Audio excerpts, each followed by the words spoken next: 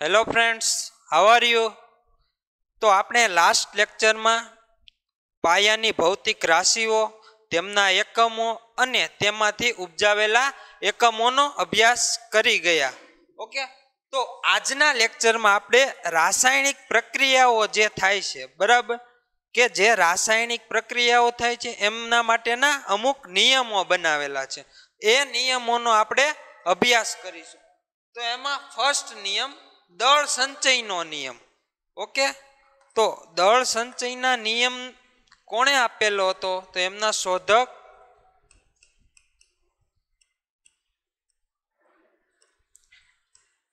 Antonie લેવોઇઝર.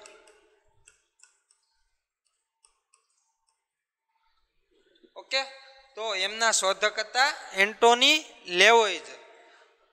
એમણે એક કસોટી કરેલી. એ કસોટીનું નામ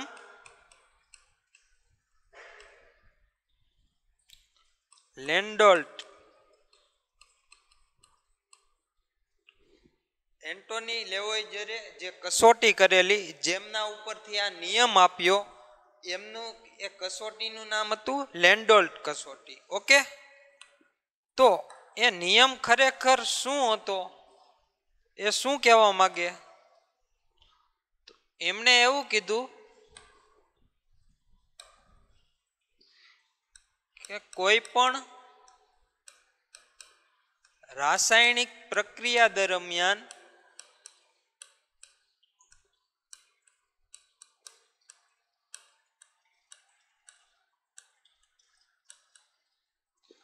દ્રવ્યનો જથ્થો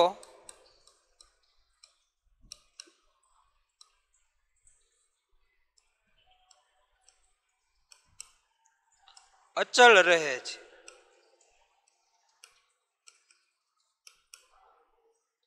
એટલે કે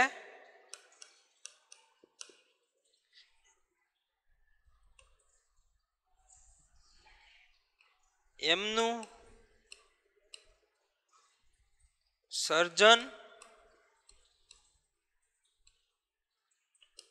કે વિનાશ થતો નથી.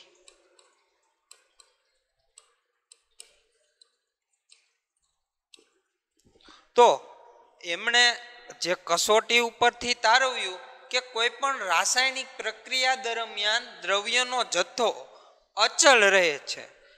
દ્રવ્યનો જથ્થો અચળ રહેવો એટલે શું? કે એમાં કોઈ ફેરફાર ના થવો, ઓછો અથવા તો વધી પણ ના જવો. ઓકે, એટલે કે એમનું સર્જન કે વિનાશ થતો નથી. કોઈ પણ દ્રવ્ય હોય એ રાસાયણિક પ્રક્રિયા કરતો હોય તે દરમિયાન એમનું જે કુદરત, આપને ખ્યાલ છે કે એ કુદરતી રીતે મળેલું હોય છે. ઓકે, તો એમનું સર્જન, આપણે એમનું સર્જન નથી કરી શકતા. તેમજ જે કુદરતી રીતે મળેલ છે એમનો કોઈ વિનાશ નથી, એમને આપણે લુપ્ત નથી કરી શકતા. ઓકે, તો કોઈ પણ રાસાયણિક પ્રક્રિયા દરમિયાન દ્રવ્યનો જથ્થો અચલ રહે છે, એટલે કે એમનું સર્જન કે વિનાશ શક્ય નથી. તો આવું ક્યારે થાય? સિમ્પલ એક્ઝામ્પલ લઈએ. એક પ્રક્રિયા આપણે જોઈએ તો એમોનિયા જે N2 ગેસ પ્લસ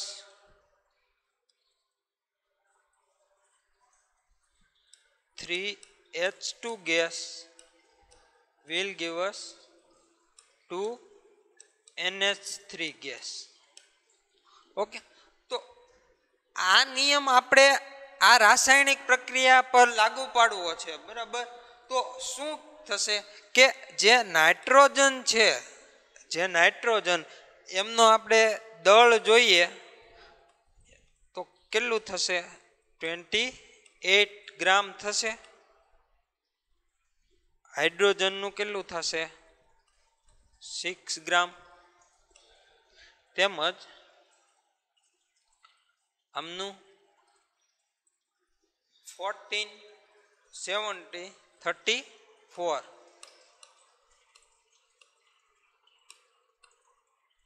ઓકે, તો 28 ગ્રામ નાઇટ્રોજન જ્યારે 6 ગ્રામ હાઇડ્રોજન ગેસિયસ સ્વરૂપમાં. જ્યારે રિએક્ટ થશે ત્યારે 34 ગ્રામ આપને એમોનિયા મળશે. ઓકે, તો એવું શા માટે 34 ગ્રામ જ મળે છે? એમનાથી વધારે કેમ નથી મળતું કે એમનાથી ઓછું કેમ નથી મળતું? તો જ્યારે આપણે એમ ખ્યાલ છે કે જે પ્રક્રિયક છે એમના બંનેનો દળોનો સરવાળો કરીએ, આ બંને દળ, તો આપને કેટલું મળશે? 34 ગ્રામ મળશે. તો આપને નિપજ જે એમની જે પ્રક્રિયા થઈને નિપજ મળે છે તો એ પણ આપને 34 ગ્રામ જ મળશે. એટલે કે આ પરથી આપને ખ્યાલ આવે કે તમે કોઈ પણ રાસાયણિક પ્રક્રિયામાં પ્રક્રિયક અથવા તો નિપજ કોઈ પણનું જેટલું પ્રમાણ લ્યો, એમનો જેટલો જથ્થો લ્યો, એમનું એટલા જ માનો કે જથ્થા ધરાવતું. હા, એક વસ્તુ યાદ રાખવાની કે જે નિયમ છે બરાબર, તો એમાં એક આપણે યાદ રાખવાનું કે માત્ર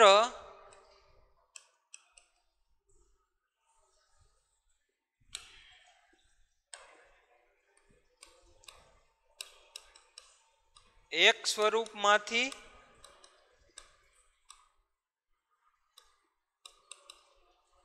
બીજા સ્વરૂપમાં રૂપાંતર થાય છે. ઓકે, તો દ્રવ્ય આપને ખ્યાલ આવે જથ્થો અચળ રહે, એમનું એક સ્વરૂપમાંથી બીજા સ્વરૂપમાં રૂપાંતરણ થાય છે. એટલે કે કોઈ આપને ખ્યાલ આવી ગયો કે આ એમોનિયા ગેસ હતો. ઓકે, જે આ એમોનિયા ગેસ આપણે નાઇટ્રોજન ગેસ અને હાઇડ્રોજન ગેસ હતા, એ એક સ્વરૂપ હતું એનું કે એ પ્યોર નાઇટ્રોજન ગેસ હતો અને પ્યોર હાઇડ્રોજન ગેસ હતો. એમાંથી આપને એમોનિયા ગેસ કે જેમનું સ્વરૂપ, એમના ગુણધર્મો બદલાઈ જશે. તો આ ઉપરથી આપને એવો ખ્યાલ આવે કે એમનું દળ, માનો કે આ જે હતું, આ બંને જે પ્રક્રિયક હતા એ પ્રક્રિયકોનું દળ કેટલું હતું કે 34 ગ્રામ હતું. ઓકે, અને એમાંથી જે આપને નિપજ મળી એમનું પણ દળ 34 ગ્રામ જ હશે. તો આ ઉપરથી આપને ખ્યાલ આવી ગયો કે દ્રવ્ય, આ જે પ્રક્રિયકના જે દ્રવ્ય હોય એમાં જેટલો જથ્થો હોય એટલો જ જથ્થો ધરાવતી આપને નિપજ મળે છે, માત્ર એમનું એક સ્વરૂપમાંથી બીજા સ્વરૂપમાં રૂપાંતરણ થાય છે. ઓકે, તેમજ આમની અમુક લિમિટેશન છે કે જે ન્યુક્લિયર વિખંડન પ્રક્રિયાઓ થાય છે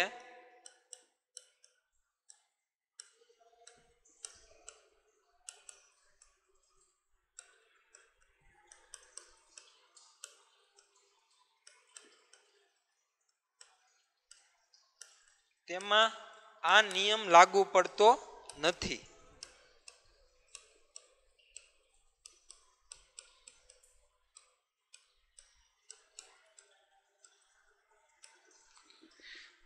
એમની એક જે આ ન્યુક્લિયર વિખંડન, જે રેડિયો એક્ટિવ તત્વો છે જેવા કે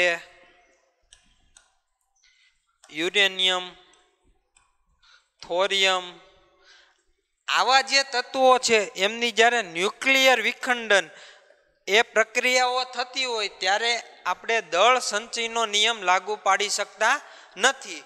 કારણ કે એ પ્રક્રિયાઓ આપમેળે થતી હોય છે. જ્યારે દાખલા તરીકે ઉદાહરણ આપીએ કે યુરેનિયમ 92235 છે, આ એમનો પરમાણુ ક્રમાંક છે અને એમનું વેઇટ છે. તો એમાંથી અમુક આપમેળે આ રેડિયો એક્ટિવ તત્વો છે એમાંથી અમુક રેઝ જેવા કે આલ્ફા રેઝ, ગામા રેઝ, આવા રેઝ જે ઉત્સર્જન પામે છે, એ એમના ઉપર કોઈ પ્રક્રિયા નથી કરવામાં આવતી, બરાબર, એમાંથી આપમેળે આલ્ફા રેઝ, ગેમા રેઝ જેવા રેઝ ઉત્સર્જન પામે છે. આલ્ફા રેઝ એ બરાબર હિલિયમ 0.24 એટલે કે આટલા આ જ્યારે આલ્ફા રે જેમાંથી ઉત્સર્જન પામતો હોય ત્યારે આટલા મોલેક્યુલ એટલે કે હિલિયમ જે આપણો અટોમ છે એમના દળ તેમજ એમાં જે પ્રોટોન ઇલેક્ટ્રોન રહેલા છે એટલું એમાંથી ઉત્સર્જન પામતું હોય. જો આલ્ફા રેજ આમાંથી દૂર થતો હોય તો યુરેનિયમ 19 20 31 આવો એમનો સ્વરૂપ, આવા સ્વરૂપમાં એ નિર્માણ પામે. આ પ્રક્રિયાઓ થાય ત્યારે આલ્ફા રેજ આવે, માનો કે એ રેજના સ્વરૂપમાં હોય, અમુક પ્રકાશીય પ્રકાશના સ્વરૂપમાં એમનું ઉત્સર્જન થતું હોય. ઓકે, તો એ દરમિયાન એમાં ઘટાડો થાય છે. આમનું વેટ આપણે જોઈએ તો 235 એટલે કે 235 હતું, જે ઘટીને 231 એટલે કે 231 થઈ ગયું. ઓકે, તો આવી પ્રક્રિયાઓમાં આપણે દળ સંચયનો નિયમ લાગુ પાડી શકતા નથી. આવી પ્રક્રિયાઓ એટલે કે ન્યુક્લિયર વિખંડનની પ્રક્રિયાઓ, એ યુરેનિયમ લઈ લો, થોરિયમ લઈ લો કે બીજા કોઈ પણ એક્ઝામ્પલ લઈ લો તો આપને ખ્યાલ આવી ગયો. બીજું એક કે કોઈ પણ રાસાયણિક પ્રક્રિયા દરમિયાન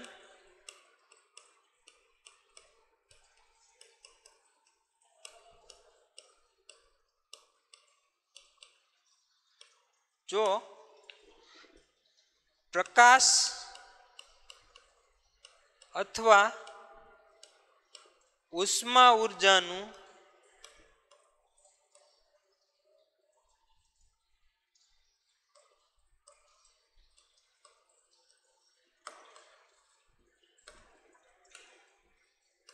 ઉત્સર્જન થતું હોય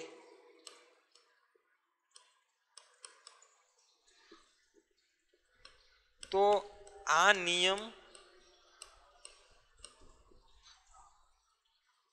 અલ્પ પ્રમાણમાં લાગુ પડે છે. તો જ્યારે કોઈ રાસાયણિક પ્રક્રિયાઓ થતી હોય એમાંથી પ્રકાશ ઉર્જા કે લાઇટ રેઝ એમનું ઉત્સર્જન થતું હોય અથવા તો ઉષ્મા એટલે કે હીટ. તમને ખ્યાલ હોય કે ક્યારેક આપણે બોટલમાં કે એમાં પાણી ભરેલું હોય ગરમ પાણી, ત્યારે એ વરાળ હીટ જે બહાર આપને બહારની સપાટી ઉપરથી જે પાણીના ડ્રોપલેટ્સ કે જોવા મળે એ હીટના સ્વરૂપમાં એટલે કે એમાંથી ઉષ્મા ઉર્જાનું ઉત્સર્જન થતું હોય રાસાયણિક પ્રક્રિયાઓ દરમિયાન. તો એવી પ્રક્રિયાઓ માટે આ નિયમ આપણે અતિ અલ્પ પ્રમાણમાં લાગુ પાડી શકીએ.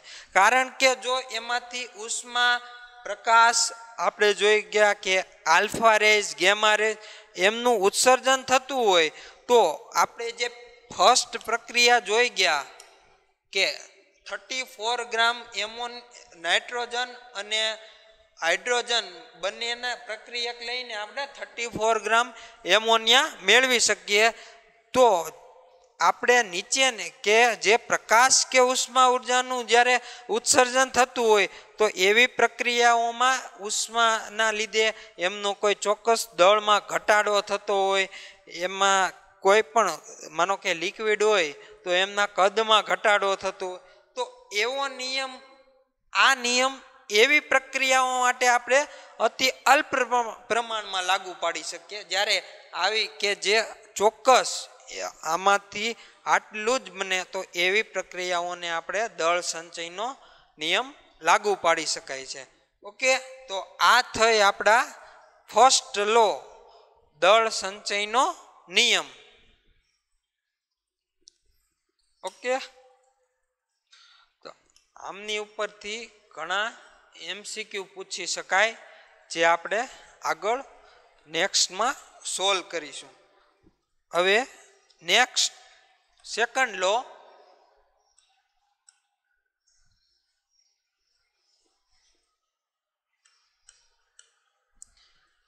નિશ્ચિત પ્રમાણનો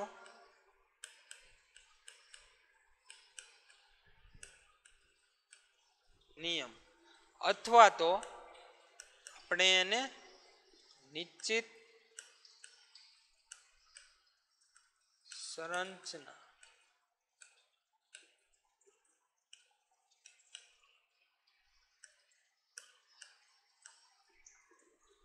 સેકન્ડ લો એટલે નિશ્ચિત પ્રમાણનો નિયમ અથવા તો એમને આપણે નિશ્ચિત સંરચનાનો નિયમ કહી શકાય.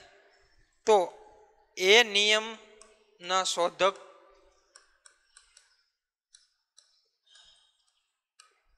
કોણ હતા?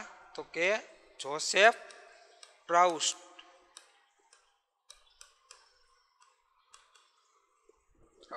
ઓકે, તો એ નિયમ આપને જોસેફ પ્રાઉસ્ટ નામના સાયન્ટિસ્ટે આપેલો હતો. તો એ શું કહેવા માંગતા હતા? એમને જે નિશ્ચિત પ્રમાણનો નિયમ આપ્યો, બરાબર, તો એ ખરેખર શું કહેવા માંગતા હતા? તો કોઈ પણ પદાર્થ અથવા સંયોજનમાં રહેલા તત્વોનું પ્રમાણ નિશ્ચિત હોય છે.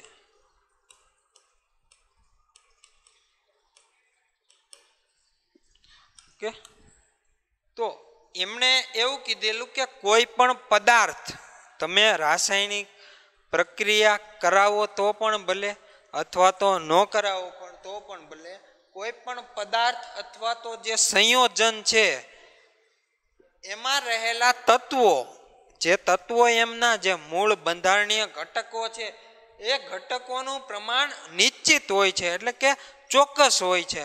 તમે ચાહે કુદરતી, આપને કુદરતી રીતે કોઈ પણ પદાર્થ અથવા તો સંયોજન મળતું હોય, તેમજ આપણે એમને માનવ નિર્મિત એટલે કે આપણે બનાવીએ તો પણ બંને સંયોજનો છે એમાં રહેલા જે તત્વો છે એ તત્વોનું પ્રમાણ સેમ એટલે કે બરાબર છે.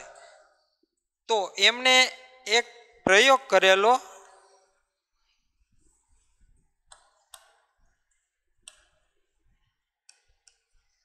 Copper carbonate CuCO3 સંયોજનનો. તો એમણે એક કુદરતી રીતે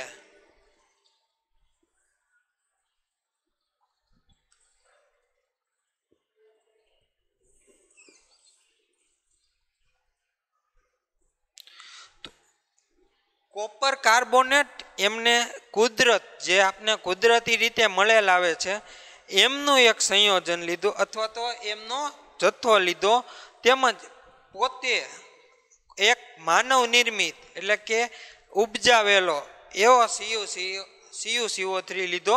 તો એમણે દર્શાવ્યું કે જે કુદરતી રીતે કુદરતી રીતે મળેલ કોપર કાર્બોનેટ છે CuCO3, તો એમાં કોપરનું પ્રમાણ 51.37 સમથિંગ હતું. ઓક્સિજનનું પ્રમાણ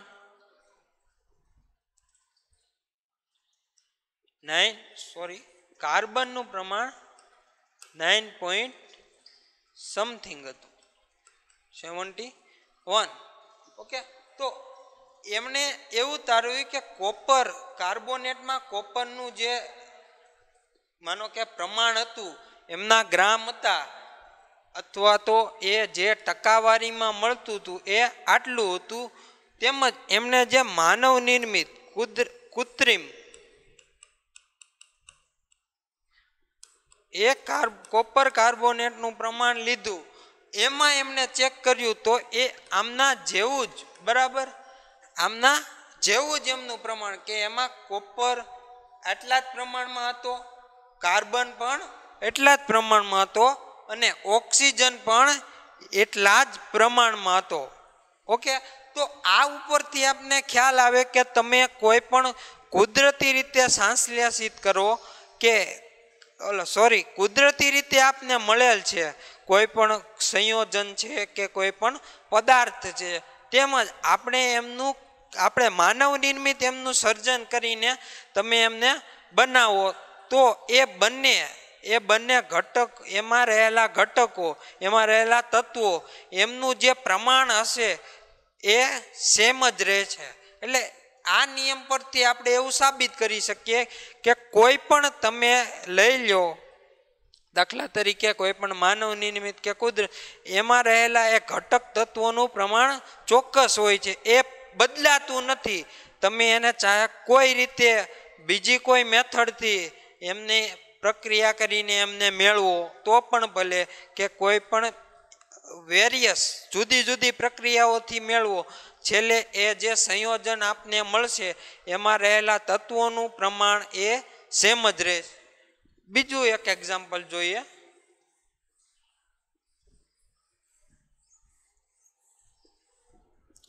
તો આપણને ખ્યાલ છે કે આપણે H2 અને O2 ગેસ ને રિએક્ટ કરાવીને આપણે પાણી H2O મેળવી શકાય છે. ઓકે, તો આપણે H2 અને O2 ગેસ 1O2 ગેસ આવે, જોકે મેં પ્રક્રિયાના સ્વરૂપમાં નથી લખેલું એટલે હું આવી રીતે દર્શાવું છું. તો H2 અને O2 ગેસના આપણે રાસાયણિક પ્રક્રિયાઓ કરીને આપણે જે પાણી બનાવી શકીએ તો એ 18 ગ્રામ જ આપને મળશે. 18 ગ્રામ મળશે એટલે કે એમાં એમનું પ્રમાણ હાઇડ્રોજન હશે એમનું પ્રમાણ 2 ગ્રામ અને ઓક્સિજનનું પ્રમાણ 16 ગ્રામ હશે.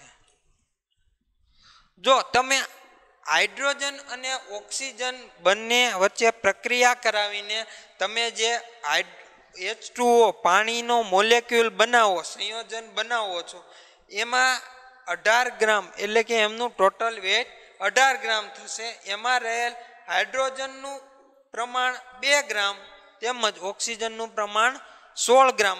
હવે આપણે બીજી કોઈ મેથડથી એમનું પાણીનું, દાખલા તરીકે વોટર બનાવો તો માનો કે H2O2 છે, હાઇડ્રોજન પેરોક્સાઇડ,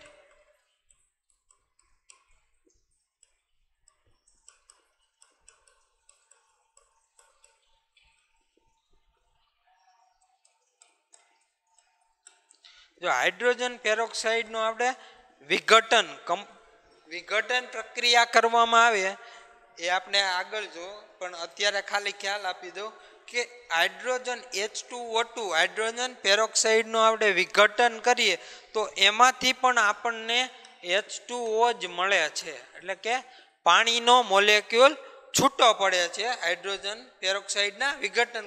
તો શું ખરેખર આપને જે હાઇડ્રોજન ગેસ અને ઓક્સિજન ગેસની પ્રક્રિયાથી આપણને જે પાણી મળતું હતું એ પાણી અને હાઇડ્રોજન પેરોક્સાઇડના વિઘટનથી જે આપણને પાણી મળે છે એ બંનેમાં એમાં હાઇડ્રોજન અને ઓક્સિજનનું પ્રમાણ જો આપણે સેમ રહે તો આપણે કહી શકીએ કે આ વસ્તુ ઉપર નિશ્ચિત પ્રમાણનો નિયમ લાગુ પડે છે. તો આમાં પણ આપણને 18 ગ્રામ જ મળશે. એમાં 2 ગ્રામ હાઇડ્રોજન વાયુ અને 16 ગ્રામ ઓક્સિજન જ હશે. એટલે કે આમાં કોઈ પણ ફેરફાર થશે નહીં. આપણને જે H2O મળે છે એમાં 2 ગ્રામ હાઇડ્રોજન છે, 16 ગ્રામ ઓક્સિજન છે, જે આપને આગળ પ્રક્રિયા કરી ગયા એમાં પણ એમનું સંયોજન ફિક્સ જ હતું, એટલે કે એમની ટકાવારી, એમનું પ્રમાણ એ નિશ્ચિત જ રહે છે. ચાહે આ બે પ્રક્રિયા હોય તો પણ ભલે, કે કોઈ પણ પ્રક્રિયા લઈ લો, એમાંથી આપણને જ્યારે પાણીનો અણુ છૂટો પડશે એ પાણીનો અણુ આટલા જ અણુભાર ધરાવતું અને એટલા જ હાઇડ્રોજન અને ઓક્સિજનનું પ્રમાણ ધરાવતું હશે ને હશે. તો આ થયો આપણો નિશ્ચિત પ્રમાણનો નિયમ અથવા તો નિશ્ચિત સંરચના એટલે કે એમની ચોક્કસ કોઈ સંયોજન લઈ લો, HCl લઈ લો, H2SO4 લઈ લો, આમને તમે કોઈ પણ રીતે બનાવો અથવા તો કુદરતી રીતે લઈ લો, એમાં હાઇડ્રોજનનું પ્રમાણ પણ સેમ જ હશે, ક્લોરીનનું પ્રમાણ પણ સેમ જ રહેશે, એસનું પ્રમાણ સેમ રહેશે, ઓક્સિજનનું પ્રમાણ સેમ રહેશે. એટલે કે કોઈ પણ વસ્તુ લઈ લો તમે, એમાં એમના તત્વોનું પ્રમાણ ચોક્કસ અને નિશ્ચિત જ હશે. બરાબર. તો આ થઈ આપણા બંને નિયમો, એટલે કે દળ સંચયનો નિયમ અને નિશ્ચિત પ્રમાણનો નિયમ. ઓકે. તો હવે આપણે નેક્સ્ટ લેક્ચરમાં બીજા જે નિયમો છે એમનો અભ્યાસ કરીશું. Okay, done. Thank you.